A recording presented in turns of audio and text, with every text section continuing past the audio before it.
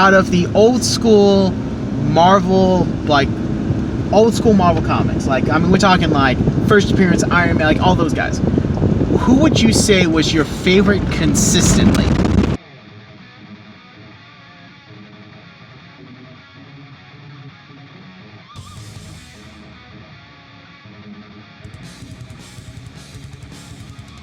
Hey guys, so it is technically the 1st of April. I am still expecting a boss health bar to appear in the sky that says Godzilla, and Cthulhu, and King Kong, and King Ghidorah, and basically I expect everything to go wrong. So I just got up. I have 5 a.m. shift, so I think it's like 3:30, something like that. So it's pretty early in the morning. I just want to get up to say that something I forgot to film yesterday, but I'm going to include it today because I'm going to go get comics. Well, obviously not now, they're not open, but later today. I actually did read almost all my comics, so I just have a few True Believers, Robin Year 1, and then I am missing Lois Lane number 8 and Screen number 4, so I have 3 more comics here to read. But I'll be picking those up later today, and I probably will be going to the comic shop with my dad today. I need coffee, so I'm gonna go make some coffee and go to work, and we're gonna... Oh, I really want to just go to bed. You know what? I'm calling in sick today. No, I can't do that. There are people who need me. Nope, we're not doing it. Come on, guys. Get it up and go into work. Hey, Dad. I finally killed the dragon. I stole its heart. I don't know how you can go online. How do you... You can go online. Do you peel it? You can go online to check it out. I'm not sure. You're going... It's like $4, right? Yeah, something like that. Yeah, it's about $4 for one dragon fruit. Yeah, how do you... I feel like it's like almost like a pineapple. Like you have to peel it a certain way. Go online. Yeah, I'm curious. Yeah, I'm gonna look that up when we get home. I'm not gonna get it today, but yeah, it's kind of cool. Feels good to be in the comic shop again, right? It sure does. Yeah, I'm just gonna keep my distance from you. I don't know. You've been coughing lately. I'm gonna just keep my distance. Find any good Phantom? I'm not sure. I'm trying to figure if I've read them before. Yeah, that's the problem when you have so many comics. It's hard to remember all the ones you've read. I know we have that one. That's a cool cover. Yeah. I've seen that one before, but I don't know if we have it. I don't know. Covers too, Yeah. I got new lights, and yeah, it really lightens things up. I'm a horrible person. I even got one of these new light bulbs for this over here. So it's really bright in here now. Just super nice. That actually is mostly for decoration, but no, it actually now contributes to lighting this place up. So let's go over what we got today. So work at 5 a.m. Got free breakfast from my boss Nicole. You're awesome. And I did some shopping with my old man, so can't complain. Especially when I got chocolate marshmallow Oreos. This is amazing. But yeah, got that. Lois Lane 8. I was missing this. I think the newest issue is 9. Yep. Lois Lane 9, so I can finally read this. Also, I do have Screen 3 and 5, but I finally got Screen 4. I picked up a new Judge Dredd book. Curious. Always a fan of obscure DC characters, and Adam Strange. Pick him up. I actually just watched some episodes of Brave and the Bold, so got to see him again, which was really nice. So I can't wait to read some older ones, and then there's a new one I picked up. I picked this up for my dad, Batman the Outsiders, Batman and Superman, which is really good. Screen 4, so this is what I was talking about earlier. I also talked about this earlier. This is one of 12, so this is the Mackie series. Just curious what they're going to do. So the cover makes me think like old school, like Adam Strange, but is that going to be like the book where it's going to be like a mixture of old school and new school? I don't know. The rest are just dollar comics. Got Justice League Year 1, Swamp Thing, Batman and Huntress, The Invincible Iron Man, Fantastic Four. I love the Fantastic Four. I always pick up, as long as it's not like the 90s Fantastic Four, which kind of sucked for being honest. Also picked up this Justice League of America #1. Classic cover. This is just classic, and for $1, why not? I think I have the original too, but why not? It's just easy to access. Also got this for free. These are the Thor trading cards from the new run. Yeah, Thor has the power cosmic. He's the king of Asgard, and he has the Odin Force, which I think has been renamed the Thor Force. I'm pretty sure, but yeah. So had a little pack of trading cards free. Picked one up. Also picked this up for Sarah. These are page clips, so that will be going to her. Finally have Superman Red Sun, so I'll be watching that tonight. And I picked this up mostly for my dad, huge Wolverine fan, and this is based off of his first appearance for the 8th anniversary of Marvel, which is super cool. Yeah, that old school like Wolverine look is just awesome. I actually really like it. I even have the Marvel Universe figure of that. It's not in the display because I like that version of his suit more. But that old school suit, you can't go wrong with it. I mean, it's when Wolverine's claws were actually built into his gloves and not a part of his body.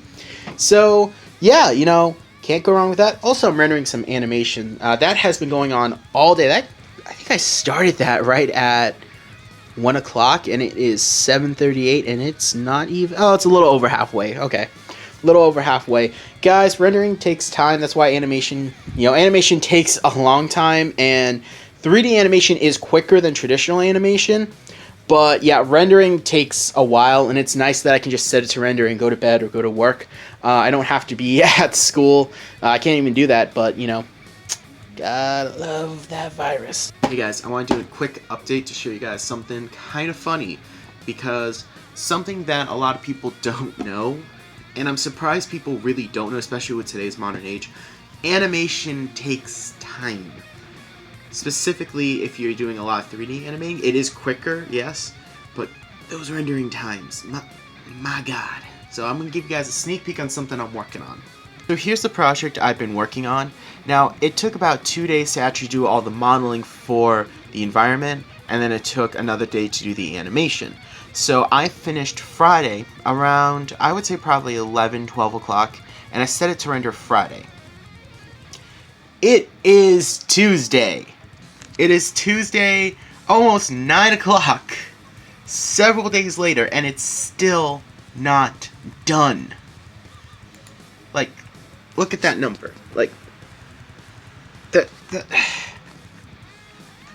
yeah, this is why animation takes a while. Now, keep in mind, guys, 3D animation is not cheaper than 2D, but it is quicker. So I did do the animation fairly quickly. It took about a day. And then it's the rendering that's taking a while, and that could vary on different things. This is an old computer, but really newer computers would still take this long to render, I imagine, because the entity count. Normally, I use different lights, I use different sets, so this one is more detailed, this one has more stuff to render. On top of that, the lighting has heavier shadows, so just a lot of extra stuff to do in this file that's taking so long. But that's something to keep in mind if you're working on projects, especially animation. It takes time.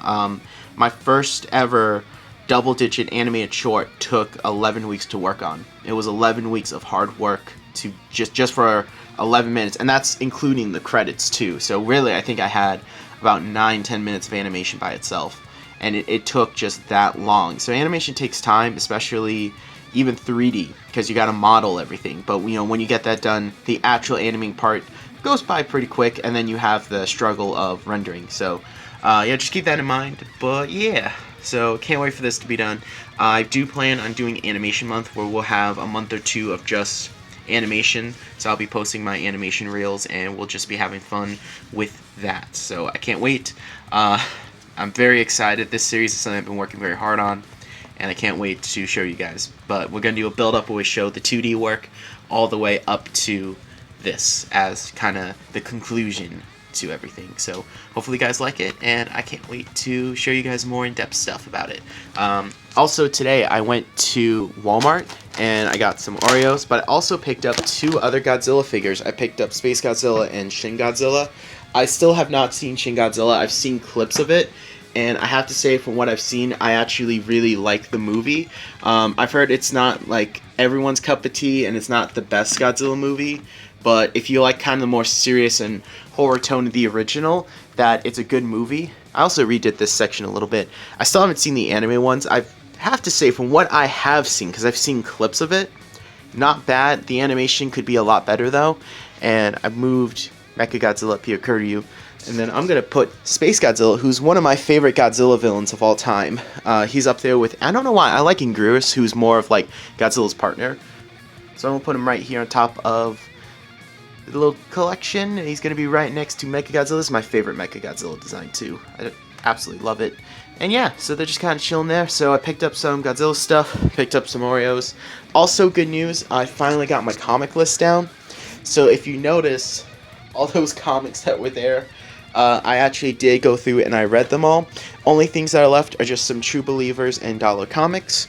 And then Robin Year 1. So that's all that's left for me to read. With Diamond Publishing shutting down, from what I understand, DC's trying to get more direct stuff. They're going to be sending their comics, like their own personal shipping and all that stuff, to comic shops. And that's from what I've heard. We still have not gotten concrete news on that. We still haven't heard from, of course, Marvel. And by the time this video goes up, we would have already figured that out. By the time this recording, no news of that has come out. So I will be going tomorrow, which will be Wednesday, to pick up some more stuff. I think that will be the last batch before we get like a little slum and then things start picking up. So I'll probably add to this a little bit, and then I'll be focusing on knocking that out. I got a paper to write. I really don't want to, but I'm going to do it. And yeah, so that's everything for today. I had work at 5 a.m. I got home and I slept for like 8 hours. So let's do this. I got work at 5 a.m. tomorrow again. So let's knock this paper out, take a quick power nap, and go to work. Hey, Dad. Yeah. What are we doing today? One of the trilogy comic shops. We're gonna go get our comics. Woo! Oh, it's very blurry. Okay, no, we're not zooming in. Not zooming in. Tacos instead of Yeah, we'll pick up tacos. tacos instead of We gotta keep the stereotype alive, Dad. We're Spanish. We only eat tacos. We gotta keep that stereotype alive. I actually had tacos for lunch, and I am okay with having that for dinner too. Now I'm filming you. Not too bad. I already did. So you're back here again, looking through Phantom Comics. See, that's the guy that played him home. I'm trying to think of the actor. Billy Zane. Billy Zane. That's the Billy Zane look. I'm not gonna lie though, surprisingly accurate costume for that movie. Oh, he had the right stature for it. I think he did a decent job. Yeah. It's an interesting script. I feel like it's some tonal whiplash a little bit. Some areas. I mean whiplash. I mean, like there's a scene where a dude gets stabbed in the eyes. Oh. Was it? I Yeah. don't even remember. Yeah, the guy like leans in, and they just stabs him in the eyes. First off, that's like an impractical way to kill your dudes. I mean, I get it, you're evil, but like, it kind of felt like out of nowhere. It was kind of like a whiplash, because I thought it was like a fun little kids movie. Nope, gets stabbed in the eyes. Do you remember that cover? Yeah, I remember that cover. I know I remember. I remember this one because that one was cool. All right. Check this out. We got some old school Fantastic Four, which I love, done by Kirby. Got some Steve Ditko. This is Charleston, because that was before Captain Atom, because that's his original costume. Got Metal Men. This is Volume 2. Metal Men Full Metal Jacket. Batman 66 meets Green Hornet. And of course, I blame this one on you. This is your fault. Yeah, Marvel pinups, but I'm just a sucker for that old school artwork. It's absolutely gorgeous. I love this old school artwork. The reason I was gonna get this, I haven't seen an old school Superman for a long time. That's good condition. Alright, I'm gonna put aside this one for sure. Man.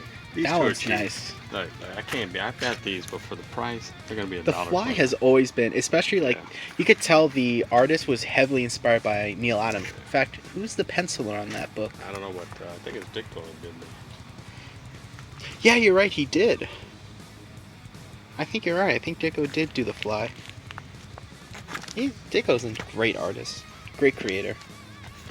You know, I always tell people when if you want to get into comics, and especially if you want to work in it and you want to, you know, like find people to study, I always tell you go to the classes, go to Ditko, Joe Simon, and of course the King of Comics, Kirby himself, because those were the guys. And Neil Adams. Neil Adams is awesome too, but it's absolutely gorgeous artwork. Almost looks like a photo. I think that's a photo background.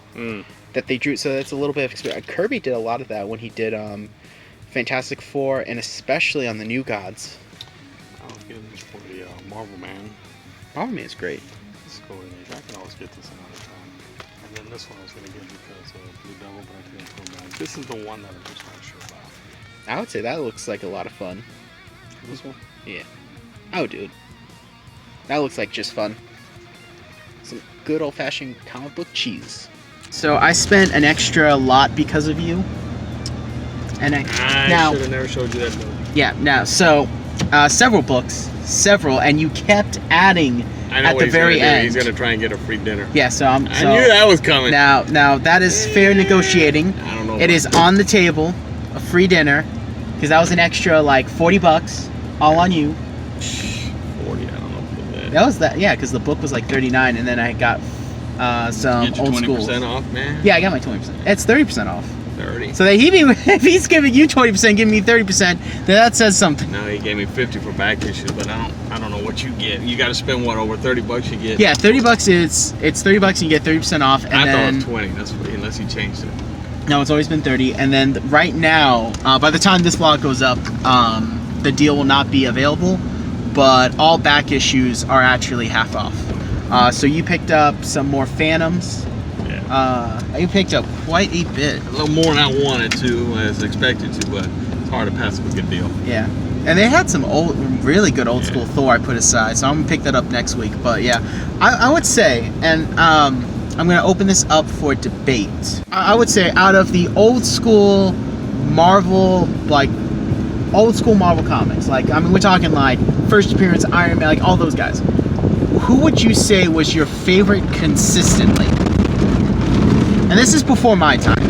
And then And what are we saying? What? The like, for artist example, or the book? Or? just the book in general. So like what would you say was your favorite book? I know Spider-Man. That's easy. I mean, Spider-Man was my favorite. I also liked I liked the Hulk.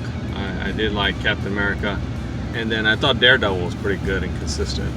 Like that. Daredevil. It's funny because Daredevil started off as a Spider-Man knockoff, and it was really, I think it was Frank Miller that made him the character that we know today. Okay. But there's a joke that Daredevil the most emo superhero. But no, like old school Daredevil was fun. It was actually really fun. When did Black Panther come out? Black Panther came out, I want to say around Fantastic Four issue 36, something like that. Because his first appearance was in Fantastic Four. What, late 60s, early 70s? Or? Maybe. I feel like that's right. I feel like late 60s, yeah. I really didn't know much about him. I wish I discovered him back then because he was a great character. I love the way Kirby would draw Wakanda because it's just like, it's him going crazy and making it super techno. Gotcha. It's awesome. And a fun fact is that Kirby wanted to have the first black superhero show his skin in the costume. So he drew him with a Batman mask where you saw his face. Yeah. And the heads at Marvel didn't like that. So what Kirby did was he would pencil the books the way he would do them. So he drew straight up Black Panther with the mask the way he wanted, but the inkers would cover it up. And he even told him and he was, one thing I've heard is he was very fair to his inkers, and he actually told them you guys can cover it up, but I'm drawing it the way I want. Yeah. And that was kind of like his rebellion, because from what I understand, when he created Black Panther, him and Stan weren't really talking. Wow. From what I've heard, they weren't talking, and so after that, and after the first few issues, that's why if you read like old school Black Panther, you notice the mask changes from panel to panel or page to page. And something that's actually really funny is that he would then start to draw the mask where the eyes were bigger. So instead of having the superhero eyes like Batman and the Phantom, he would give him normal eyes, and he would actually try and draw them bigger, so you would have to show the skin. Okay. So that's why if you get close-ups on his eyes, it shows the skin. Gotcha. Yep. No, you want to stay in this lane. Oh, All right, so we're gonna have a comic discussion driving, and we're also gonna be giving directions. So let's see how that goes. But no, early Black Panther was really good. It took 30 years for a black artist to work on Black Panther. Really? If I remember right, and it was quite a bit. Because back in the day, it was mostly the Jewish community creating comics. Yeah.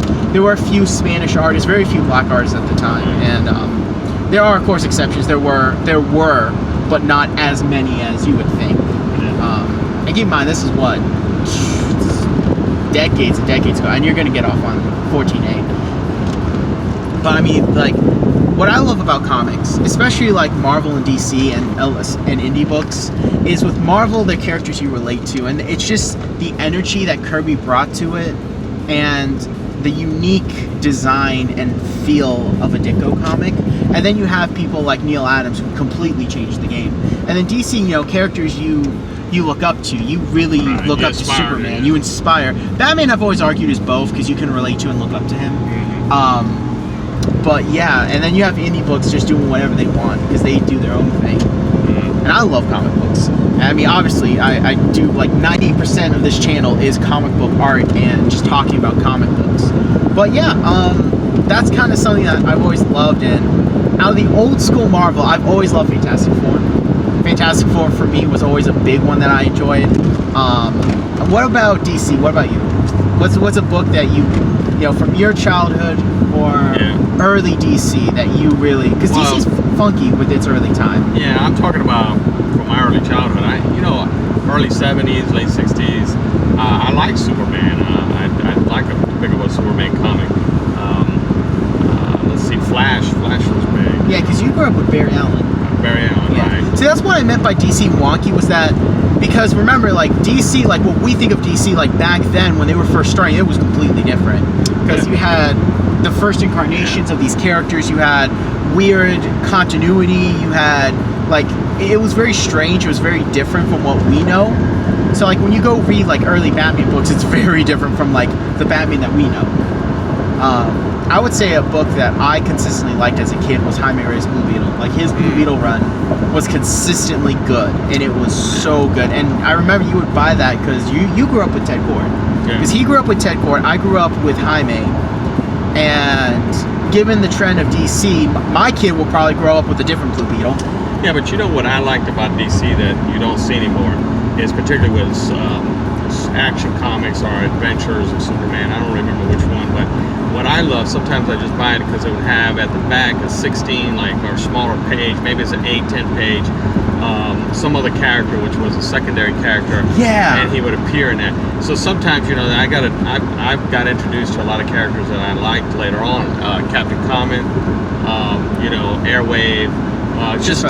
There was, I think in a Batman did that, maybe in the Brave and the Bold or something, but there would be a short story of Thorn, Rose and Thorn, you know, that female character. So there was stuff like that I liked. You know, I thought that was neat. That's another thing. I wish that's something comics would bring back, where you would have that little extra story, because that's a great way to introduce people to characters that normally they wouldn't care about. Like, I love Airwave. He's a really obscure DC superhero, and a lot of his introductions were in Brave and the Bold. Because, well, from what I understand, DC would do that to promote new characters, and then at the end of it, because team-up books, at the end of the day, they were characters that were DC liked, but they didn't think they could hold their own book, so there was a backup.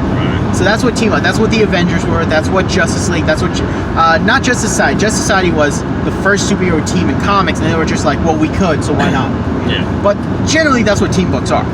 And it's also a great way where I tell people, like, hey, if you want to, you know, you want to get in comics, you want to find a character you like, pick up a team book, and then whichever character you like out of that team, go read his books, or her books, or whatever.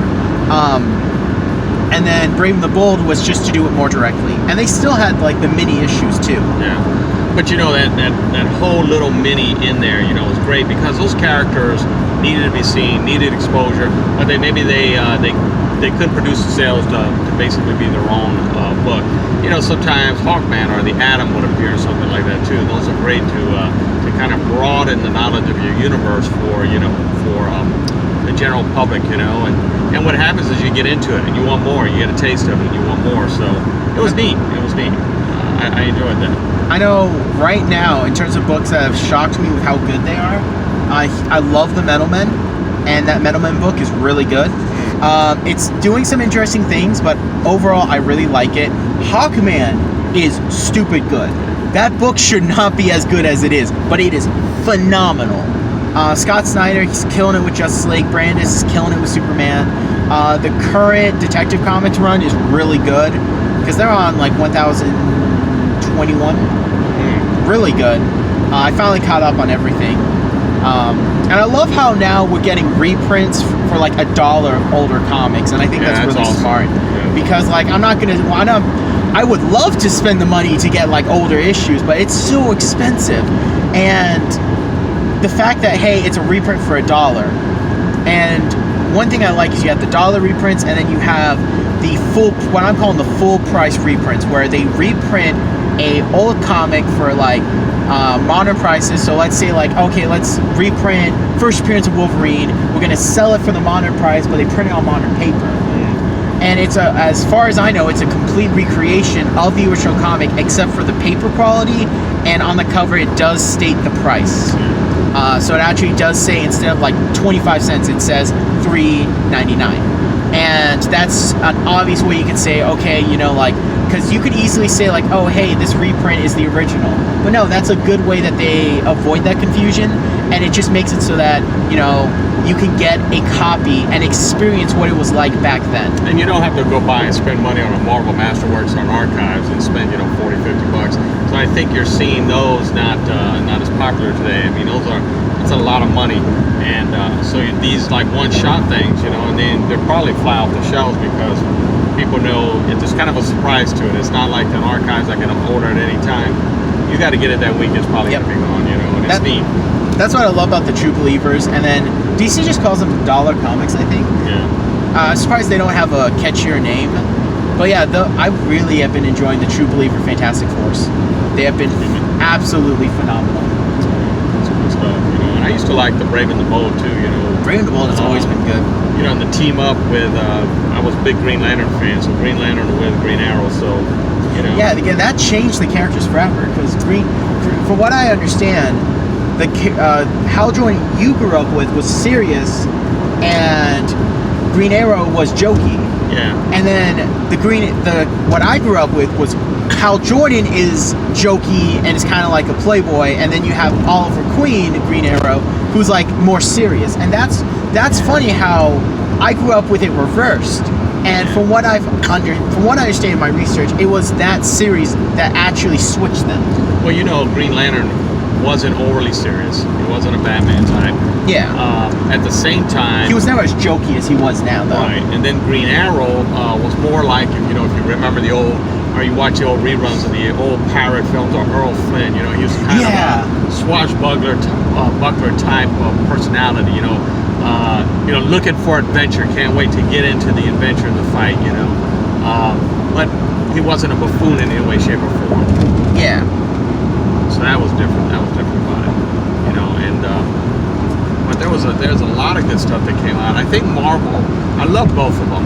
And you know, from a philosophical perspective, you know, if you look at ancient gods and stuff from other cultures, you know, Marvel projects humanity onto divinity in a sense, whereas DC is more projecting divinity onto humanity. So you look up to Superman, you know, you look up to, you know, this he's just a standard of ethics and morality that you really look for. Yeah, he's the American, born on a farm, but also lives in a big city, right?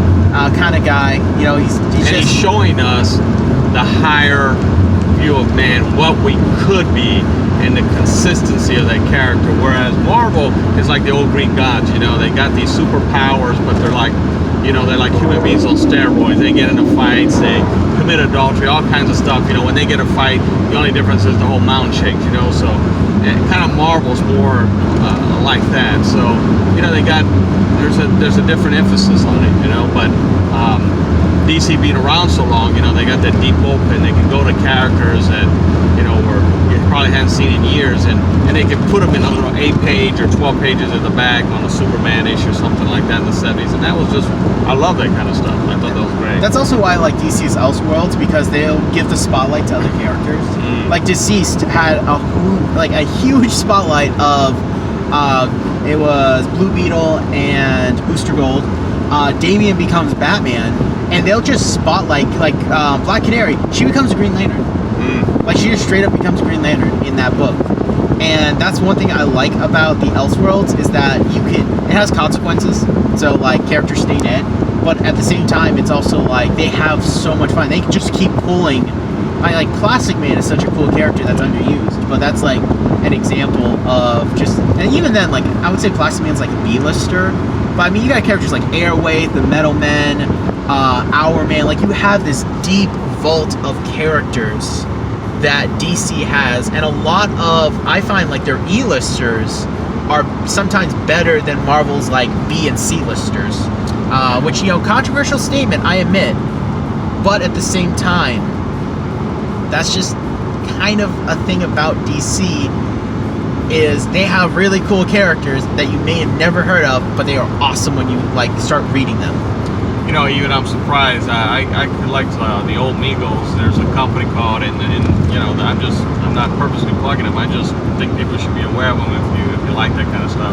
But Figures Toy Company, they've got the DC licensing on the characters, and they're always coming out and expanding. And you know, they've introduced, they're teased us now. They're coming out with the Justice Society, you know, and to see Dr. Midnight and Hour Man and the original Sandman and these kind of things as figures, and then also the Outsiders, and it's just, you know, there's such a variety of teams that you can do with DC. And now they have Hanna-Barbera rights, so right. We're getting Hanna-Barbera characters. Yeah, they've done Space Ghost, Blue Falcon, and you know, the Galaxy Trio, all but the female Gravity Girl. I mean, that's stuff that you know, you probably, I don't know, if you like some of the old tunes, you probably liked and never had an option to purchase something as a memento or something as a toy that helps you kind of represent something in your memory that brought you joy. But they're bringing that stuff, and it's good stuff. I will say DC really does know I feel like their advertising has always been wonky, because like Red Sun and Harley Quinn came out and nobody knew they were out, and was like, oh, these movies came out when 2 weeks ago, I guess I'll see it. But like, I feel like they at least have a decent understanding of their buyers, and they'll make stuff to really appeal to their buyers. Like Mego, they'll make those because they know there's a market for them. They wouldn't be doing it if there wasn't a way to make money. Yeah. So there's some really neat stuff that is out there now, you know, that just 20 years ago wasn't around. But again, you know, I enjoy all that stuff. I always tell people, and I mentioned it in this vlog before, that when you want to study comic books, specifically to work in the field, I always tell people, like, go to the classics. Go study Kirby. Go study Ditko. Go study Joe Simon, Neil Adam. Study the guys that started, because that's the root of the industry. And there's a reason why we keep going back to them. There's a reason why Kirby is called the King of Comics. You don't just get that title. And, you know, like, you could study Jim Lee and Alex Ross and all these new guys, and I encourage you to do that. My favorite artists have always been Jack Kirby, Steve Ditko, Neil Adam, Jim Lee, and Alex Ross. But you gotta study the classics, because that's where it started from.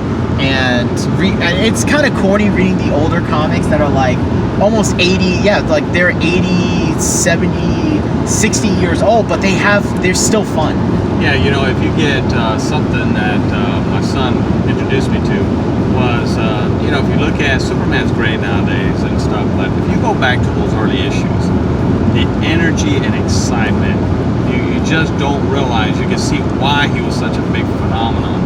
So different, so unique for his period, and it carries even today that you can just, it's coming off the pages in a sense. So, you know, it was back in an era where there was a lot of adventure, you know, the idea of adventure, and sometimes also you can have a character that's very simplistic, but it's a type of character that can always be presenting a good story. You know, you think of a Tarzan in the jungle, you know, it's very simplistic, but you know, it's a great action adventure type possibility there, as well as the original Lee Fawkes the Phantom. You know, that's always a great opportunity, and I think sometimes it's good to remember and go back to the basics to capture that energy and that excitement when something was fresh, etc. Because you can bring a little bit that into your stories today. Exactly. And comic books, I love comic books, and they are an American creation. They really are something that came out of the American culture. And there are, you know, you got manga, manhwa, French. They have their own. I forget their name, but they have their comics. You have Spanish comics, and there are, you know, comic books have spread, but it's an American concept and idea. I'm sure there's a historian that's like, well, you know, cartoons date back to here in England, and you know, sure, but the idea of a comic book really came out of America, and it's it's wholeheartedly American, and it's just something that has such magic to it. Not just because it came out in America, but the writing, the characters, the feel of a comic, like it has a magic to it that I will admit comic books are a little dated nowadays because, we have video games, we have other medias, but there is just a magic to comic books that I love. And I think part of it was because I grew up reading comics.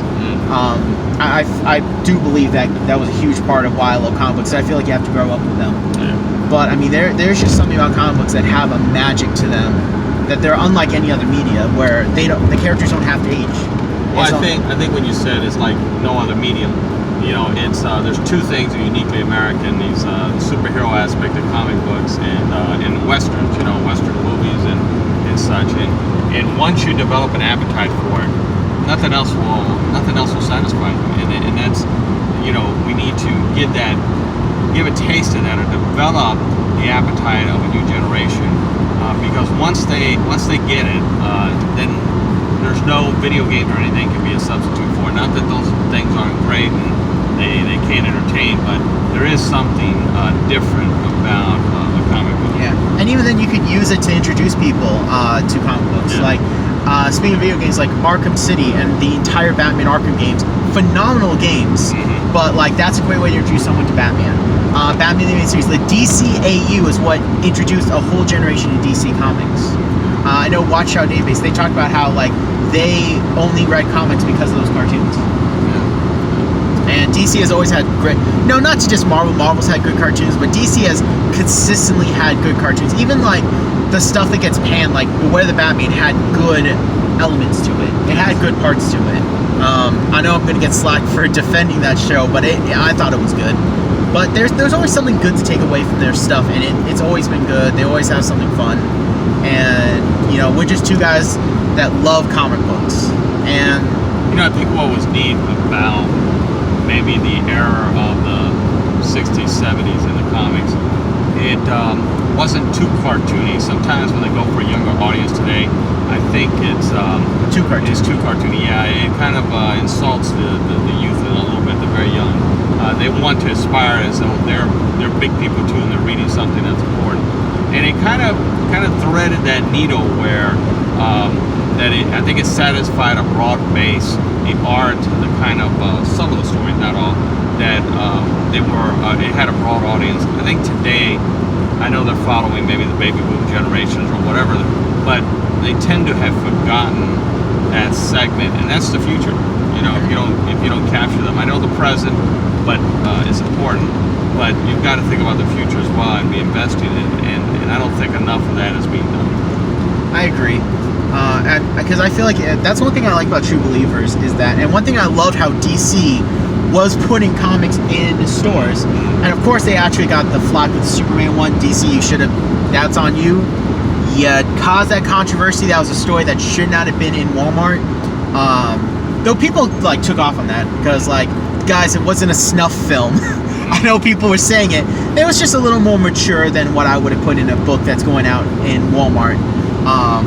But, I like how they're doing that. The True Beliefs with Marvel helps get kids hooked on that old school comic, because I feel like those are perfect for this generation. Like, they're corny, and I talked about how corny they are, but they really have such energy and fun, and they're just almost magical. And, reading it now, it's a little corny, but, it's still something it's still a story you can go back to. Well, we've used the word magical a lot. I think there's something about them that resonates with us that, when you think about them, it puts a smile on your face. Yeah. It's fond memories. And and I don't know, as much as comics is still just a great thing, we love them and all that, but I don't know if we're having that kind of effect. And in that regard, whatever you want to call it, whatever word you want to use, there is something that we've lost that we need to recapture. Yeah. And no, that's a whole discussion for another time. That is. We need to do this more. We should probably just have a series of just us picking a topic in comics and just talking about it for like an hour or like half an hour, because we've gone on for about 23 minutes. Well, this was unplanned. Yeah, this was just us talking. But now I can see us doing this.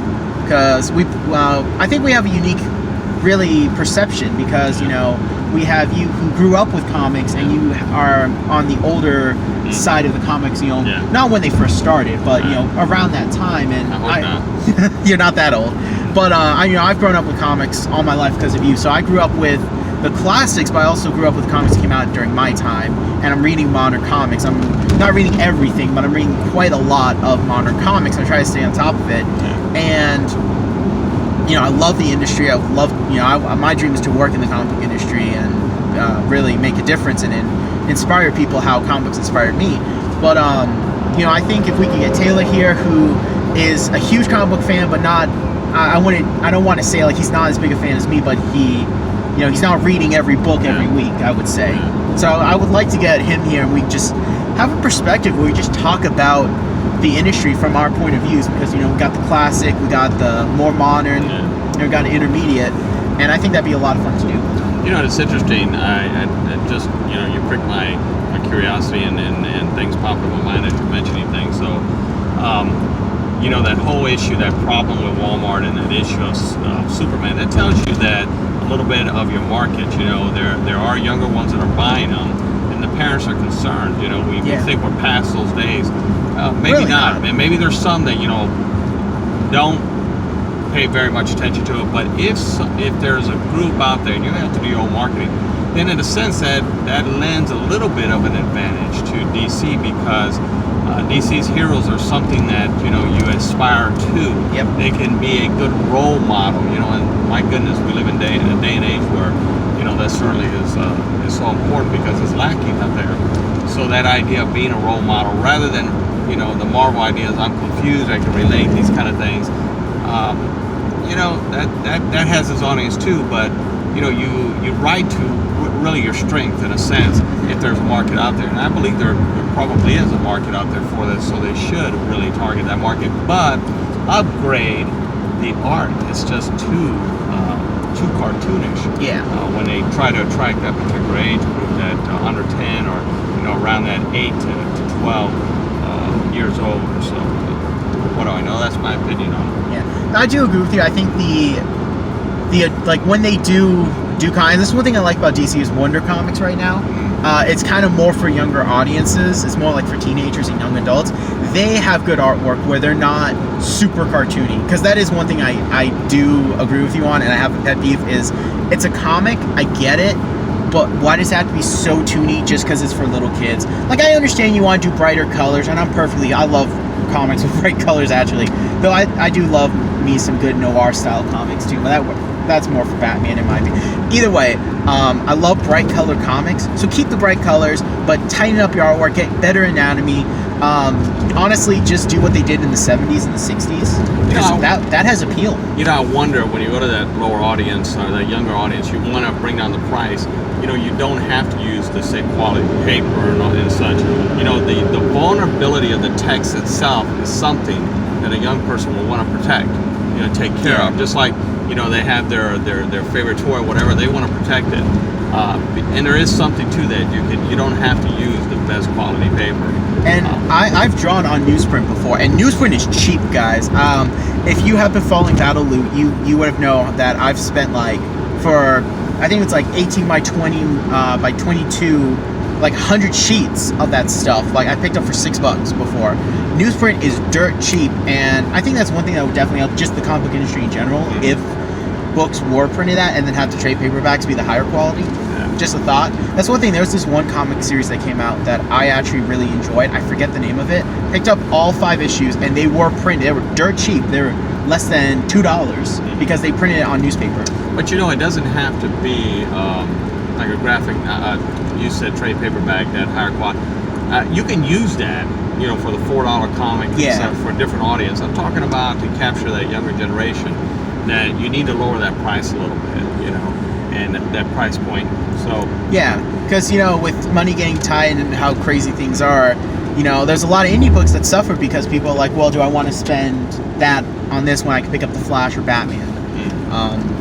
But there's a lot to talk about with the comic book issue. We are going to Wendy's, which is that way. No. Oh, Wendy's is that way. I forgot. So we're gonna get some food. This was a pleasant change of pace. And we're definitely gonna have to do this again, Dad. Okay. We're definitely gonna have to do this again. So any last words before we sign off? No, I just appreciate spending time together. It's a shame that it takes a pandemic for us to all slow down. I know, right? Yeah. But that's one thing is that between work and school, it is hard. But I always appreciate getting comics with my old man. That is something I always appreciate. So.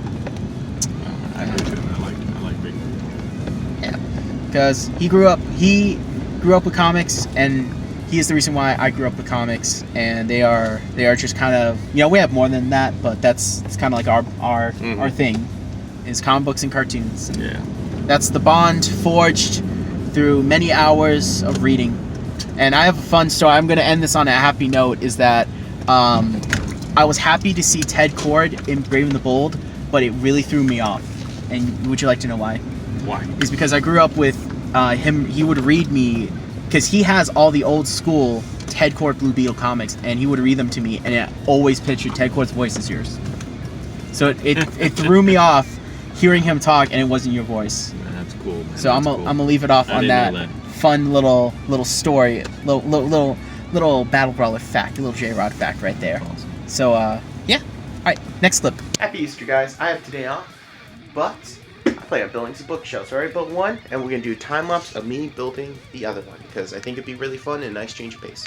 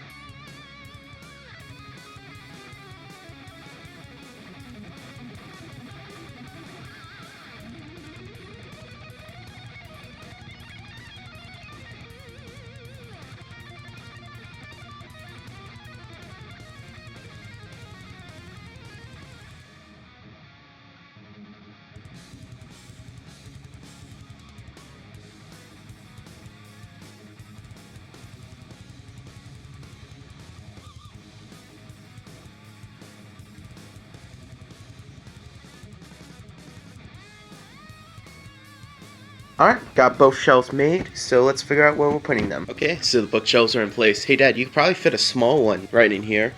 Kind of like the one I have over here for my nightstand. I mean, just a thought. Probably fit it right there, because there's plenty of room. I could open it, kind of leaves it, a little space there, so you're not trying to corner food. Yeah, that makes sense. I see Kissy like putting her bed there and just chilling. But yeah, so these are in place, and they look pretty good. Yeah, these were pretty easy to build. Yeah, no problem. I wish I found them in the color we like. Yeah, the wooden one, so they match the other shells. I'll just show one. Yeah, so like this kind of color, because it matches the rest of your office.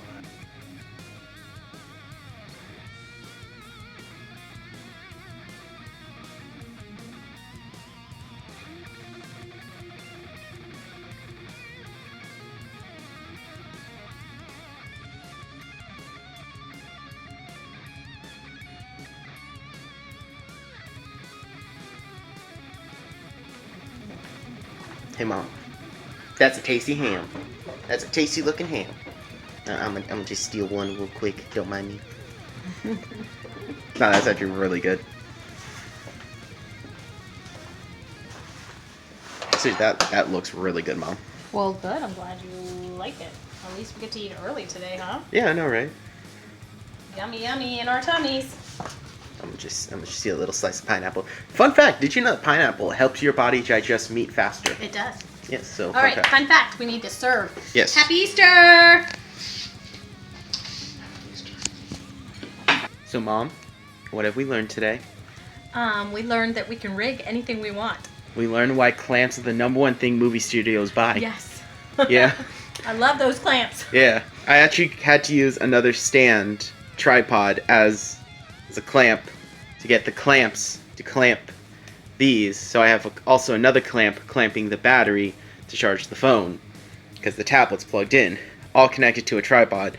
So altogether we have 2 tripods, like 1 actual clamp, a weird bendy clamp, and a power battery, all hooked up to this so you can film your class.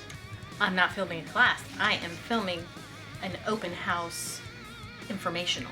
Okay, that's even cooler. It's very cool. Thank you. Thank you for all your help. No, it's kind of funny though. I always like to take pictures of funny rigs that I come up with. There's one where I combined these 2 to create an over-the-top rig, and that was for that Lego set Patty got me that I reviewed and built. So that was a fun rig. That's awesome. Thank you. Let's see if it works. Yeah, I think it test will. All right. Thumbs up. You got this. Thanks. I'm gonna go chill in my room. Peace.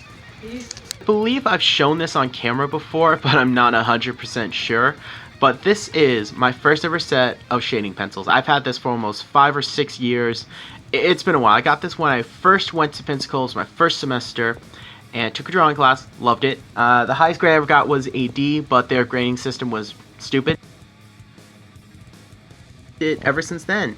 So what's funny is that because it only holds 12, I've actually replaced, switched out, and really kind of made this my own. And of course it's been through a lot. Like there's gunk on it. I think this is whiteout all over it. It's all beat up. There's scratches. There's just a bunch of stuff on this thing. I've written my name on it. Someone tried to steal it and wrote their name on it. So under here, but it was mine, and I could prove it because I taped all my pencils, and they were like, "Oh yeah, it's his. It has his name on the inside." So, and then she tried to scratch that out. But yeah, so it's interesting. I've had this for a while. And the one thing I don't like about it is the fact it only has room for 12 shading pencils, and that's it. There's no room for anything else. And today I went to Walmart and I saw this and I thought it was pretty cool, and it's never been on the forefront for me to replace this, but I saw this. It is a 5-star little pencil box, and what really caught my attention was not just the price, because this thing was under like $3, but the fact that it's a zipper top, it folds, it has a little pocket, the bottom's clear so I could see what's in here. And unlike my other case set, which I'm going to show you guys, this thing, which is what I actually use to carry my inking stuff for when I travel, so it has a pencil, an eraser, it has all my little travel kit right in here. I don't really do a lot of shading, but I want to do more, so I thought this would be a cool little motivator, is to pick this up and actually start taking this with me to do some shading work. So that is what I'm going to use this for, and I'm very happy with how it looks. And I'm gonna stuff it with all this stuff. So hey, here's all the tools I have. This is basically one of all the different types of shadings I have and all the different pencils and stuff. I also have this little pencil sharpener. It's a really nice one. This one's by Prisma, which I heavily recommend because it's really good. I might put a little ruler in here. I might put my electric eraser in here. I don't know. I'm still thinking what I want to put in here. I definitely think that putting something like this in there would definitely benefit this, especially if I'm going to travel. But I already have a ruler in my actual travel kit. But, you know, I don't know. Maybe it would help to have 2. I also have in here, I know I've shown it before, but I still love it, and I'm still going to show it. I have this for actual travel. So what I mean by travel with this one is this is my day-to-day. I have this on me almost every day. If I'm going to, let's say, West Virginia to visit Sarah, or Florida, back to my hometown, I would take this with me because, you know, I'm out of town, I need my art supplies on me. So that's what this is for, which is super nice, and I love it. It is absolutely amazing, and I'm just going to have this for all my pencil stuff. But yeah, so let's make this, and I'm then going to make some food because I'm hungry. Yeah, we got a package today. Let's open it up. So, I haven't ordered anything from Amazon in a while, and I thought, let's do it. So, why'd I order another Batman journal? Hey, this actually is a really nice one. So yeah, I ordered a Batman travel journal. You guys are probably wondering something, though. I already have a Batman travel journal. Yeah, I have a few. Okay. This one is actually for comic ideas, which I really don't use this one that much anymore, unfortunately. Once in a while, I'll break it out and I'll fill it up with some ideas, but yeah, so I don't use that one much. This one I do plan on actually keeping in my bag, but you know, there's no traveling. And this one, I saw it for dirt cheap, and I actually have an idea for this. I am going to use this as a YouTube journal, so I'm going to do ideas and concepts and different stuff like that in here. And this one will be for cartoons and comic scripts. So these will be for like actual strips that I'll be writing. This one is for ideas and story bibles, and then this one's going to be for YouTube. So yeah, and it's actually a really nice journal too. And I believe this is also a sleeve, so you can actually pull this out and use it for another book. So for those of you guys who like to say, oh, I have too many markers, it would never fit on one page to actually swatch everything, I have too much. Yeah, that argument went out the window pretty quick. So I figured, you know what? I have some free time. I might as well re-swatch all of my stuff. I've added new stuff. I've actually lost my old swatch sheet. So I thought, you know what? Let's redo this. I have all my Prisma. I have all my Dollar Tree stuff, all my Copics, all my Spectro Noirs, all my Sharpies, my metallic markers, my highlighters, my art crowns. I have literally everything I have swatched. And keep in mind, that includes not just everything in here. You can ignore the bottom because those are duplicates, but so everything from here up. But that also includes everything in here. So in this bottom drawer, I have some extra stuff. I didn't think that it was necessary to swatch my paints, and that's just because these are clear, and they actually do represent what the paint looks like. So I can clearly see that this is what the paint is because these are clear tubes, opposed to markers which they don't have that. So I didn't think that that was necessary. Maybe just for the sake of consistency, I might go back and fill this in. I'm not sure. But I have all my stuff swatched and I'm super happy because it's all organized. I can just look at this, and I'm going to have to put this in a spot where I know I won't lose it. You know what? Give me a minute. Hey guys, so I'm actually getting ready to do 2 shoots today. I'm doing the Prisma review today, and then I'm also going to be doing a announcement, which will come out, I think, probably after this video, so just keep that in mind. But today I got some loot. The Amazon dude came and threw some stuff at my face. And by that I mean he threw it at the door as I was opening the door. We both looked at each other and then laughed. I've made a new friend. But today I have some packages. You guys know I'm a huge superhero nerd, but many of you guys don't know I love classic horror, specifically like the Golden Age of horror, the Bronze Age, and a bit of the Silver Age too. But you know, modern horror I'm not really a huge fan of because usually it's just not my taste. But one of my favorite directors of all time is John Carpenter, so I finally have Halloween 2 and 3 on DVD. I've talked in the past that I've been trying to get this movie, but it's been hard to track it down because I usually see it for like 30-40 bucks, because sometimes even 60, because they actually include it with a multi-pack of all the Halloween movies, which I really don't want/need. But it was funny because I found this, and it was actually the same price as the normal Halloween 2, because I finally found Halloween 2 for like $7, and I was like, you know what, I'm gonna get it. And then just below, I was like, wait, for the same price, I can get Halloween 2 and 3. And I decided to get both, because I'm a nerd. But I actually like Halloween 3. It's not a good movie. It's not actually probably a great movie at all. I hesitate to even call it good, but I still like it. It still has elements that I enjoy, and Halloween 2 is probably my favorite horror sequel of all time. It is so good. I love this movie, so happy to have that. The other movie I picked up is, this movie is actually in my top 10 John Carpenter's The Thing, absolutely a masterpiece of filmmaking. Everything about this movie is phenomenal, from the acting, the effects, the poster, the fun, like their stories behind the poster is amazing. Just everything about this movie is absolutely amazing, and it's again in my top 10 favorite movies of all time. I just love this movie. It's so good. And the other thing that came in was actually this really cool Batman knife. So this is an unofficial knife. I think it's just called the Bat Knife. Obviously not referencing Batman, and it's just kind of a generic Bat logo, but it has 2 blades in it. So I thought this was really cool, and I've been meaning to get a Batman styled knife, and I decided to get this. I did pick up a licensed Batman knife, and that will be coming in probably next Wednesday, so we'll be looking at that. But what I liked about this one was that, first off, it's silver, which I like silver more than gold, and then it actually hides and covers all of the actual like bat parts. Like the blade parts are hidden by the bat parts, which I like, and has little eyes. So I thought this was pretty cool, and I think this will be the official opening unboxing knife on the channel, because as you can see, I'm a huge Batman nerd. I don't have a problem. And here we see the wild dad looking through his comics. Will he find the amazing Spider? Anyway, so I found 2 art books that I'm going to be getting. I'm going to get this. So I have never heard of this artist, but looking through her book, she did a lot of Metamorpho, a lot of DC stuff, which I'm a huge fan of. And we have Jerry, who is one of the creators of the Joker. You know, it's always been an argument who creates Joker. It's between 3 people, really 2, because, you know, Bob Kane. But I pick up these 2, and we got some older reprints. Got one with the Metal Men, so I'm gonna pick these up.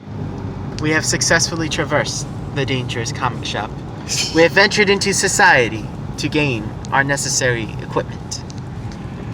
And now we're going home. To stop for coffee first. Okay, it's bumpy. On a real note, this road is really bumpy. I wonder if that affects his traffic. And by the way, this road has been bumpy for a year and a half. So yeah, it's gonna be bumpy forever. We're getting some donuts. We're getting some coffee. Getting some coffee and donuts, do. Getting some coffee, getting some donuts, getting some coffee and donuts, do. All right, Mom, come here. So I've told you about Bob Kane and Bill Finger, the creators of Batman. This is the other part of the trio that worked on Batman. Jerry, who helped create the Joker and many of the other iconic aspects as Batman, is he was hired on as a artist for Detective Comics and Batman. So pretty cool. But this was the other cool thing I want to show you. This is an art book of one of the most prolific female artists in comic books. Mm-hmm. So her name is, go ahead and pronounce that for me. Ramona Frieden? Yeah, I wasn't sure it was Ramona Frieden or Frieden, because, you know, like it's always, yeah, but last names are weird. So she was one of the main artists on Metamorpho. She did some Aquaman. She's a really talented artist. I looked through this. It was really impressive. So I actually picked up this book because of the back and how she was one of the most prolific and high-profile female cartoonists at the time when the comic book field was dominated by men. So it was pretty interesting. Dominated. Mm-hmm. Dominated. And it was very cool because I never heard of her, but I love Metamorpho. He's one of my favorite characters. And I really like the art style and everything, so I was like, hey, not bad. Godzilla, King of the Monsters, featuring Devil Dinosaur. I mean, that's just awesome. I love Devil's Dinosaur. In fact, I actually made my own custom Devil Dinosaur action figure for my Moon Kid figure. And of course, I love Godzilla because I got the Godzilla shelf. So, this is awesome. Can't wait to read these. It's going to be a fun little thing. Definitely going to be diving into these books first. So, we'll be doing that. And yeah. Can't wait. Hey guys, so I saw this at work today. I thought it was super cool. There's only 6 of them, and I'm curious if they actually do match the packaging. So I bought one of each. They're only like $1. And on top of that, I love the retro artwork. So for those of you who don't know, a lot of the G1 inspired Transformers artwork was based off of the toys, where they would paint them to look basically more dynamic and stuff. So that's why you have characters like Megatron looking so weird compared to like his on-screen model. Same thing with Soundwave, Starscream, especially Bumblebee. Like, he looks so different. He's got like a mouth guard. Prime looks pretty normal. Grimlock looks cool. And I'm curious if Grimlock, because it feels like he comes in dinosaur mode, so I'm wondering if he comes in robot mode. That's what they're advertising. But I thought they were pretty cool. They were just $1, and they look really cool. I actually do have, if you look right here on my lamp, I have this cool little Optimus Prime keychain that I got at Dollar Tree. So I'm kind of curious as to what these look like and their scale. I mean, that looks about right, but that doesn't, like, the inside of the packaging does not feel like it's that big. So let's open these up and see what's up. All right, so I got them all opened up, and I gotta say it was really nice how the packaging did correspond to the character. So I do have all 6, which is super nice. They're pretty nice little minifigures. Here's the keychain compared to Optimus. It almost looks like Bring Your Kid to Work Day. It's actually kind of cool. So they're pretty cheap little figures. They have a little bit of paint, but nothing too like groundbreaking. And I did want to show this off. So this is what the toy of Bumblebee more or less looked like. And then this is what he actually looked like in the show. It's actually pretty cool. The feet are a little too big, but not bad. Grimlock does come in dinosaur mode. Okay, interesting. And then these are also non-posable, so there's no moving parts at all. And it's pretty soft plastic. Megatron looks pretty cool, I gotta say. I actually really like the detail in Megatron. These two probably came out the best. Megatron and Prime, they came out really good. They're gonna be the best ones. It's weird how all their hands are splayed open. It's weird how they're not a fist. Like, this dude has some fists. But, whatever. Soundwave looks pretty cool. Again, the feet on Soundwave seem pretty big. I would have to say, out of all of them, Starscream probably came out the worst. Definitely needs some extra paint on the face. Definitely needs some extra paint on the chest. The back is actually surprisingly detailed very well. It's got a nice chrome paint, though. And then Grimlock just looks sick. Like, this is a pretty awesome little T-Rex. In fact, can Prime ride him? No, okay. And then Bumblebee came out really nice, except for the giant feet, which I'm noticing that a lot of these guys have really big feet, and I wonder if that's just so they could stand a little better. They also come with this. It is a little Transformers G1 Prime, and then I collect them all. So as you can see, it is just 6 of them. I actually tore one, and they are all the same. So pretty cool for $1. Little much, especially this size. If they were detailed a little nicer and the arms move, definitely. But I would say these are really nice, like little 50-cent things. Either way, I'm definitely going to put them on my lamp so that I'm going to have a few more Transformer stuff, or I might put it on another shelf. Either way, they are pretty cool, and I like them. I just wish the arms moved and the paint was a little better. So after I got home from work, shortly after the power got shut down to my house, which kind of sucked because I was going to upload some videos. So I said, you know what? I'm going to go. Wow, that dude has a whole respirator on. I'm impressed with the dedication. So my plan was to go to Michael's super quick, but unfortunately, the road to Michael's, which is the only road that I know of, and I'm pretty sure it's the only road too because Google Maps kept taking me there, got shut down. So, yeah, I turned around and that was not fun. And now I'm at Walmart because I'm going to pick up some... The lady just threw... Oh, we can't have nice things. The lady just threw a Walmart shopping cart into a car. That's not her car, too. Well, I can't have nice things. So I'm gonna go to Walmart real quick, maybe pick up a movie, some Sharpies. Who knows? We'll see. So remember how I said I was going to look at the movies and the Sharpies and all that fun jazz? I bought a Coca-Cola mini fridge for like $30. Like $30 and 74 cents even. It's not bad. Everyone knows I have a slight addiction to Coca-Cola, so I'm okay with how this played out. I'm okay with it. There's an old Spanish wise tale where if you eat food and your nose runs uncontrollably after eating said food, it is amazing food. I don't know if that's true or not. My mom acts like it is, but I'm curious if it is. Comment section, let me know. But I got this all set up. It looks absolutely amazing. My nose is running crazily, but really like how this came out. This got completely redid. In fact, I wish I redid this before I filmed the studio tour, because this just looks a lot nicer. Absolutely love it. Very nice. Love how that's facing forward. It's still easy to access. There's no difference in it. So I'm happy with how that came out. I'm going to do some homework. I'm doing a storyboard for an actual cartoon that's being made. I can't show you guys it, which really sucks because there's some legal laws, but it is going to be on my IMDb page where I'll have a credit as a storyboard artist, so super excited. I know I've mentioned it before, but it's still really exciting, and we have a package today, so let's open up the package. Yeah, I actually did open it, but the camera footage got corrupted, so I'm reshooting it. Professional, yay. And oh, this is gonna affect a lot of my viewership. My viewers gonna think, Josh, what you doing? What you doing? Alright guys, don't worry. So this is Giger by H.R. Giger. So this is a book about H.R. Giger. He is a German artist. He is a very weird artist, very surreal, very macabre, avant-garde, all that fun jazz. But he did design the Xenomorph. And the Xenomorph is one of my favorite movie monsters. In fact, I have this little statue of him chilling on my shelf. And it's one of the most unique, most interesting, most innovative, one of the most iconic and unique monsters ever made. It is insane. And he ended up doing basically all the alien work for the movie. And I've known a little bit about him, but I had the chance to pick this up for $13. So I said, okay, $13, I'm going to pick it up because, well, I want to know more about the artwork, I want to know more about the arts. The detail is amazing. So this is going to be an interesting book on the shelf. It's going to be a little bit of the, probably the black sheep of the shelf, because everything in this shelf is family friendly, and I try to keep this show as family friendly as possible. But once in a while, you know, especially when studying art, you get into some kind of grayish areas, you know. Like, if you go look at a lot of the old classical paintings, there's a lot of nudity. If you look at historical painting, there's a lot of nudity. So, you know, you get some little gray areas, and it's kind of interesting to, you know, figure out what's what and what's what. But I think this is one where studying the artist techniques kind of override that.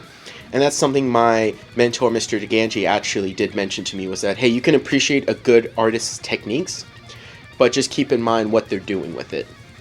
Are they wasting their talent, or are they using the talent? And how is it developing as they grow? Because you can gain knowledge through techniques by studying, and if you just need to know when to draw the line. So yeah, I'm going to take a look at this, see what's up. Might regret buying this, but we'll see. Alright guys, we are trying Jimmy John's Cubano. Now, let me tell you something. I think we are more than sufficiently qualified to check this. You want to know why, Dad? Because... Tell them, educate them. Alright, so, we grew up in Tampa, Florida, the home of the Cubano. Okay. Because it was Tampa, not Miami, that originated the Cuban bread and the Cuban sandwich. So, we're going to give this a try. I feel like we are sufficiently qualified. I mean, we're also Cuban too, so, you know. You ready? That's good. That's good. That's good. That's really good. That's about as close as you can get. They can't get the bread here. But everything else. Bread's close. That's good. The ham, I mean, it's made the same way Mr. Empanada does. I don't know if they have the pork in it. I think he does. He does. He has a little bit of pulled pork. Let's go on and get a Jimmy John's Cubano. It's number 13. Guys, it's good. Did a meteorite hit? What? What? What is this? What is this? So, what are we doing today, Dad? Why did we go into our car into the dangerous, contaminated, and infected world? For the one thing that keeps us going in life. Comics. Comics! So right over there, I don't know if we can see it. Let's zoom in. We got our comic shop. And you know what that means?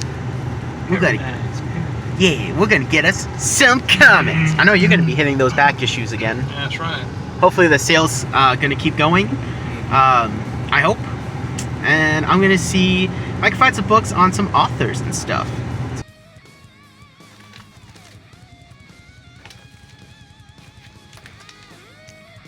I think this was a mistake. Take pictures of me, man. I don't take pictures of you. I'm videoing you. Totally different. I'm videoing the table. So I think bringing you, this may have been a mistake. Yeah, I think so. Yeah. So, what did we learn about going to the comic shop, Dad? Don't go with you anymore. Yeah, because Mom's gonna be mad. And why is she gonna be mad? We're spending all our money on comics. Exactly. Experimenting with some camera angles and a new attachment to my tripod I jerry-rigged out of a broken selfie stick. I like it. So, today, a lot of loot in the comic shop. We're going to go over it specifically because I did talk about it. And I also have a package to open up today, so I figured we would do that right now. So let's take a closer look at what I got at the comic shop. And, oh, that's thick. Alright, let's dig in. First one I picked up is Superman number 228. Now this is one my dad said he grew up with, and I thought I would pick it up for him. This one was $3, which I think is pretty fair. Everything here is half off on the back orders right now at Trilogy, which I heavily recommend going because it's awesome. Also picked up this special. It is a one-shot Metal Men 100-page special. So there we go. On the back, it actually advertises Captain America, which was interesting. This one was $2.25. Also picked up Metal Men issue number 43, 42. Let's see if I can get it better. This one's 30. I love the artwork on this one. This is 56. I really want to read this because I've never heard of this dude. 39, 50, and that's it for the Metal Men. So I got quite a few old school ones. All these were 50% off, which was super nice. And on top of that, I believe I got the 30% off discount too, which was super nice. Also picked up this old school Thor. This is number 141. Love that Jack Kirby artwork. Just love it. Thor is one of my favorite characters too. You could tell because I was always wearing Mjolnir. And I also made this myself. Also picked up Detective Comics. This is number 401. Had a beautiful cover. Reminds me of Neil Adams' artwork. In fact, I wonder if Neil Adams actually penciled to this book. So, very curious. Also picked up Batman number 186. This is creepy dude. I guess it's Joker's Robin. And then I also picked up Batman number 233. So this one was pretty cool. It just kind of seemed like a fun little issue where you have like multiple little things colliding. So I thought it'd be really cool to just pick these up and give them a read. They are a little beat up, but hey, why not? I love these old school comics. And I really tell people, you know, if you want to get in comics, learn the history of comic books, learn the past, you know, study Neil Adams, study Jack Kirby, Steve Ditko, Joe Simon, study all those guys that made comics what they are today, and because they laid a foundation, man, that we've built upon. And I just love going back to the originals and studying the classics. I also picked up this book. So this book was pretty interesting. This was in a box in the back of the store. So I was looking through all of the, like, it's also got a sticky note, but I was looking through all these books. It was mainly like director books or like artist books, stuff like that. And he said he had another box, and I looked through, and I found this one. Really caught my attention. This is Harry Harrison's Mechanism. It's actually a really cool book with some cool like techno art. Like very sci-fi art. Kind of a mix of like old school science fiction covers slash in between old and modern. Like kind of that postmodern era. Like, that's just cool. And it's filled with stuff like that. It's got cool illustrations. At first, I actually thought that it was an art book just on this guy. But when I looked through, it actually had some H.R. Giger artwork. So I was a little confused and thought, was it his work or it's just a combination of this style of like science fiction, techno artwork? It's very surreal, some of these illustrations, and it's just really cool. Like, I love this one. That just looks beautiful. It has a lot of depth to it. Really like the detail, the depth. It's just really nice. But yeah, there's some Giger stuff in here. There's actually some Star Wars stuff in here. Like, for example, speaking of which, there's Star Wars. So it was just kind of interesting, and it's got some like weird stuff. It's got like this poster in here. It's got like almost like schematics or like military paperwork. I'm not even sure what some of this stuff is, but I love the artwork in here. And it was literally, I kid you not, $7.95. So why not? The artwork's just really cool. I mean, it's some really impressive mechanical detail, and I love robots and I love animated robots, so why not? So I picked that up. That's everything for the comic shop, but we do have a package that came in, so let's open that up. And of course, we're going to be using our Batman knife, which really does a good job opening packages. Gotta say, it probably will be the official unboxing knife, unless this becomes the official unboxing knife. and it's a box. But what's inside the box? A actual licensed Batman knife. So there we go. So yeah, I like this. This one's nice. So I have these two. This one kind of takes more after Batman Begins. This one's more based off the current DCAU version of Batman. This one is licensed, this one is not. The one thing I like about this one is it hides the blade fully. This one you can see the bottom, but the blades are gold. Ooh, this one has more kick. You can see. Has a little more kick. This one feels like it has more oomph. It's also because it's thinner, it's more comfortable to grab in the middle, opposed to this one, which is a little bulky. But I wish the blades were smaller so they could actually hide under this Batarang part, because I actually really like how that looks. And one thing I was thinking, which would be really cool to do, because I'll probably have this be my on-person knife, and then this one I was thinking of actually taking that clip off and putting a command hook or something on it so I can have it on my wall, and it'd be on the background for decoration. But when I need to unbox something, this would be the unboxing knife, so I just pull it off the wall and then just... Wait a minute. Look at that beard. It's a nice beard. It'd be a shame if something were to happen to that beard. Something did happen. I trimmed it all on my own. What I normally do is actually take some scissors and I just kind of stare myself in the mirror, really evaluate my life, and just stare deep into my own soul and just start cutting away. That sounded actually really bad. So I just finished up my sketch of Raft. I really like how the character has grown and changed as I've drawn him, and a bit of a story has come out of him. But right now he started out as my Spidersona, and he actually has evolved into a techno-organic parasite. So I'm super happy with how that actually came out, because he's like half robot, half like monster, so kind of a mashup of Venom and Spawn. But to be fair, Spawn's a knockoff of Venom, and then Venom was a knockoff of the Oil Man from Indian mythology. Either way, so also it's fun to draw all the like weapons and tendrils and stuff. Either way, had a book come in. This is The Art of Batman Begins. Gotta say, this is a really good book, and when you first open it, this one page, and I'm going to turn to the specific page, this one page here, this is worth getting the book because that is absolutely gorgeous artwork. And I really like actually picking up these art books and going through and looking into what actually went into making the movie. This one has some storyboards, it has some concept art. That one piece right there was absolutely gorgeous.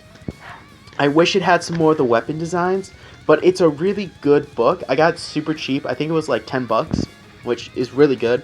And as a Batman fan, it's going to go on the Batman shelf, obviously.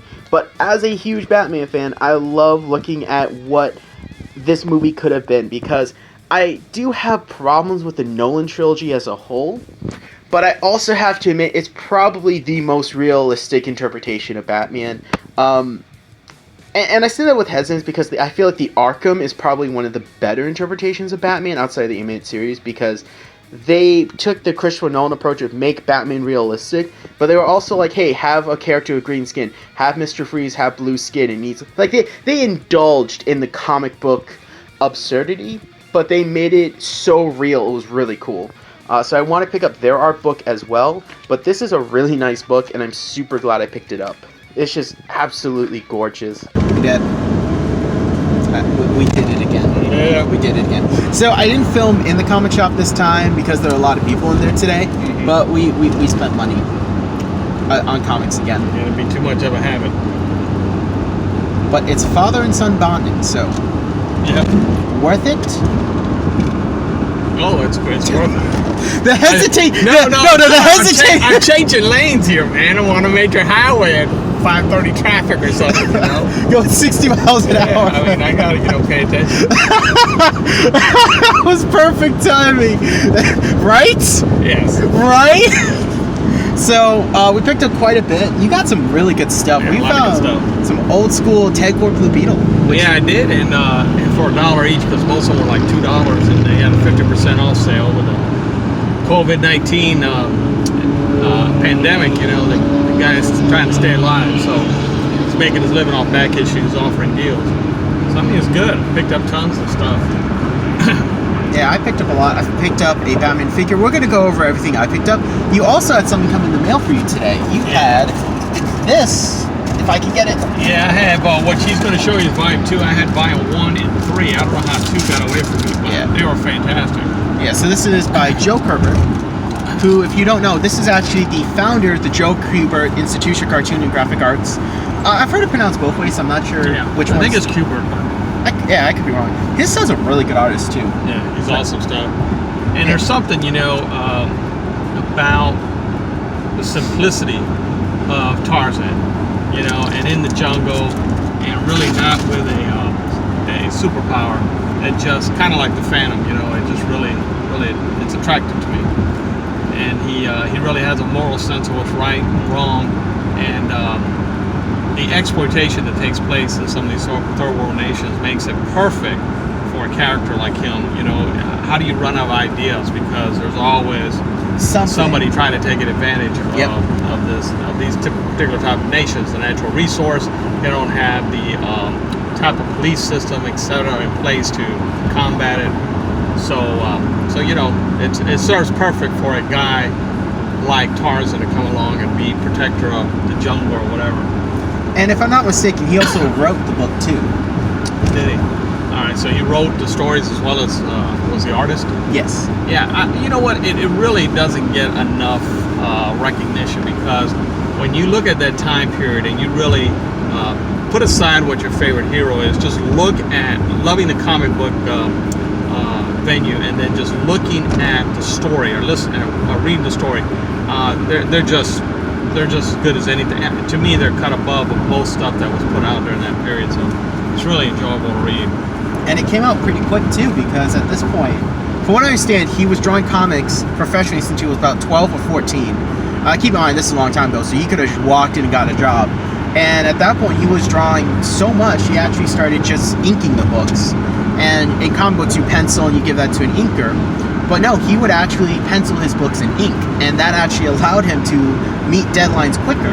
So the book was coming out pretty quick, if I'm not mistaken. Yeah, and I think it had about a 3-year run, and it kind of, I don't know what exactly happened when I ran out of steam, but it was a great run. It was awesome stories. I highly recommend it. There's a lot of good, old school kind. If you sit down and look at the comics that came out in their time, and just kind of, in a weird way, almost like time capsule, you look at what came out around that. It's a surprising how good it was, and then how come it isn't talked about as much. That was that 70s kind of, it's not as coveted as, say, the Silver Age, but there was a lot of good stuff, particularly in early 70s through about 78 is really good. And then there was a dip, and then I thought later on there was at least a small period where it got better, kind of, and then got taken advantage of, I think, and then we had the bust. But there was some good stuff going on in the 70s. Yeah, 70s and 80s. I personally like the Bronze Age.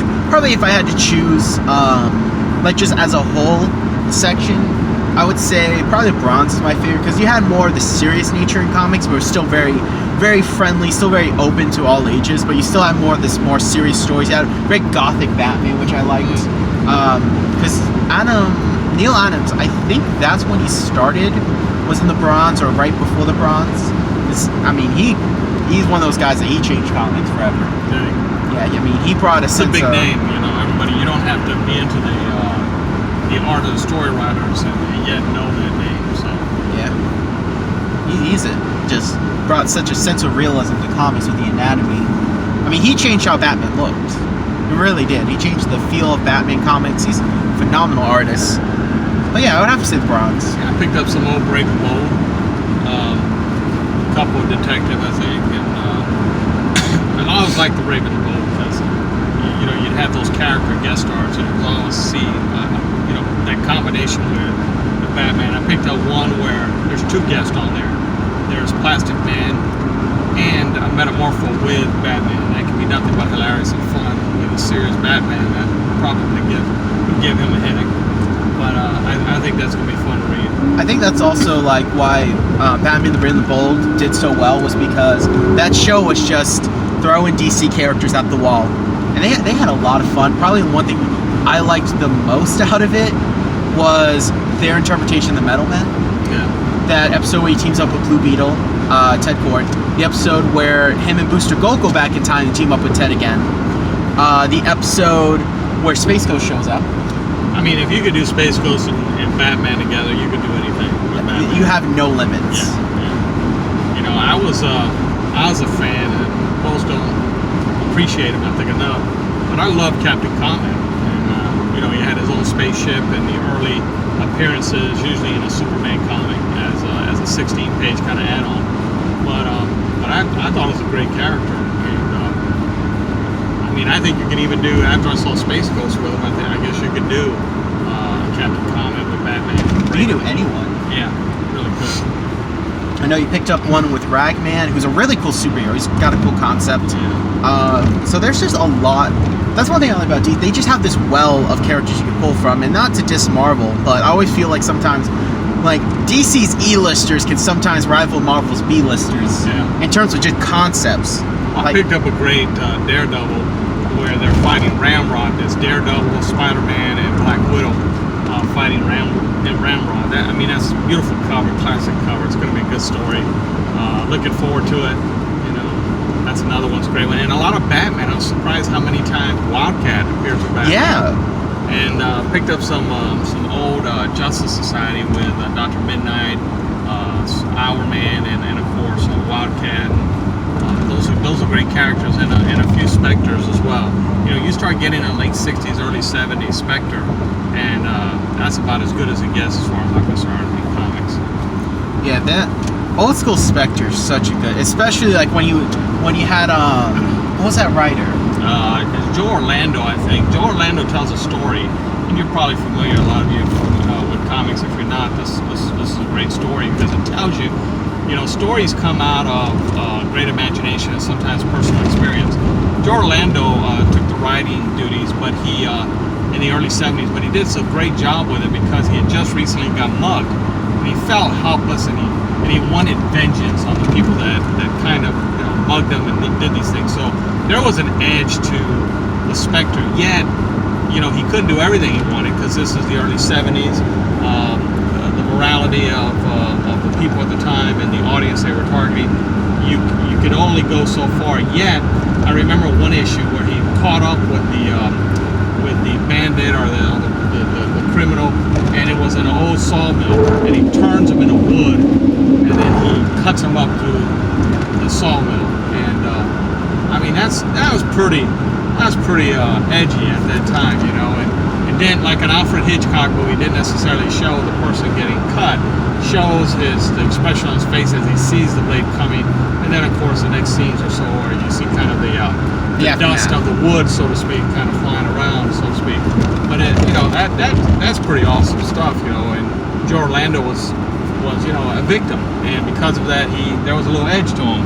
Yeah, and I think the awesomeness, not necessarily the murder, but the fact that the way he told the story, it's not graphic at all, but it communicates that, and it came from a personal experience, and that's why when it comes to writing, one of the biggest advices people give is write what you know. Yeah, but it captures something that I think was what made the original first Superman comic special.